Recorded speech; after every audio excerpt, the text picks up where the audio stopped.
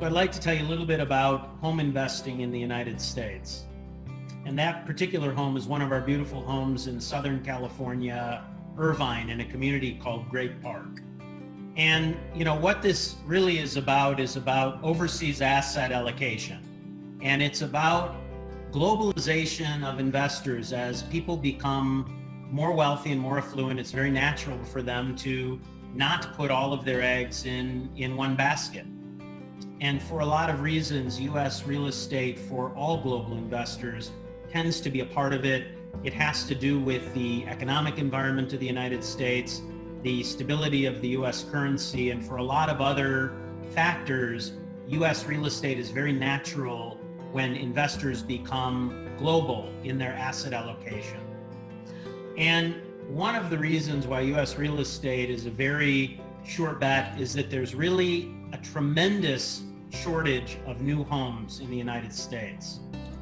And where most developed nations in the world are actually shrinking and losing population, the U.S. is one of the few that is actually growing and growing tremendously. And in the next 30 years, we anticipate the population will grow about 120 million people. And that's going to necessitate 50 million to 75 million new homes.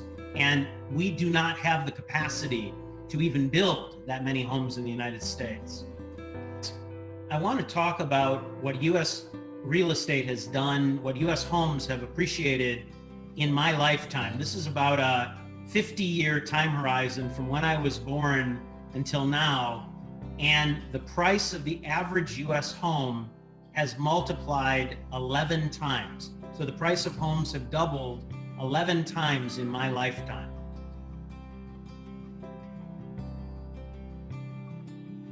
We already kind of covered this. Let me tell you a little bit about my ideas on how overseas investors should look at U.S. real estate.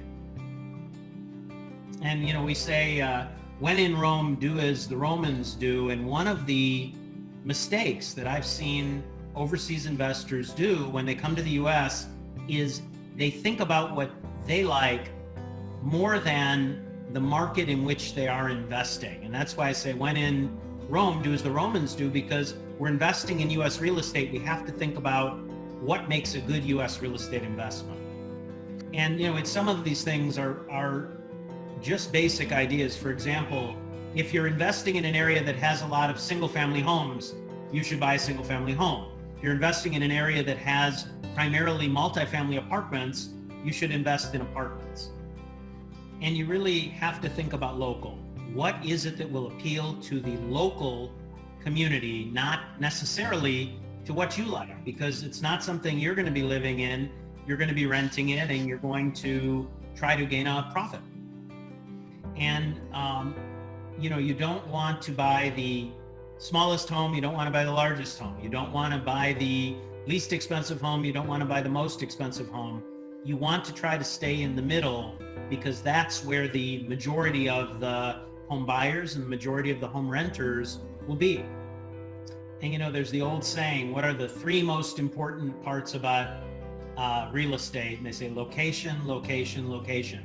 And location is definitely important, but it's absolutely not the only thing. And it's not just the quality of the home, and it's not just the amenities in the community, and it's not just the schools. It is the blend of all of those things that adds to the total of a high quality real estate investment. And we don't have to focus on only one thing.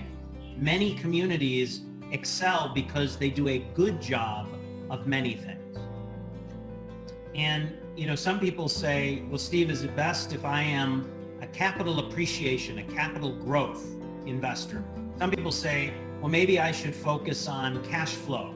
I want rental yield as my investment. I say, let's have both. Let's be a blended investor that makes money both in the capital price growth of the home, but also in the rental of the home. There's no reason that we can't have both. And when I started back in 2007 working with Asian investors, I always heard California, New York, California, New York, California, New York. And I started saying to myself, we're not the United States of America, we're the United States of California and New York. And it's just not true. Those are great states and great markets, but smart investors look beyond that. They look at places like Florida, they look at places like Texas, and there are other places that are great too. And last year, Lennar sold homes to people from more than 130 countries. But all of those sales, more than $2 billion in sales, only equal 8% of Lennar's home sales. 92% of the homes we sell to local people. And so I tell people, absolutely, do not buy things from a developer that develops and sells to foreign markets. We are a local home builder that also cares about our clients from around the world.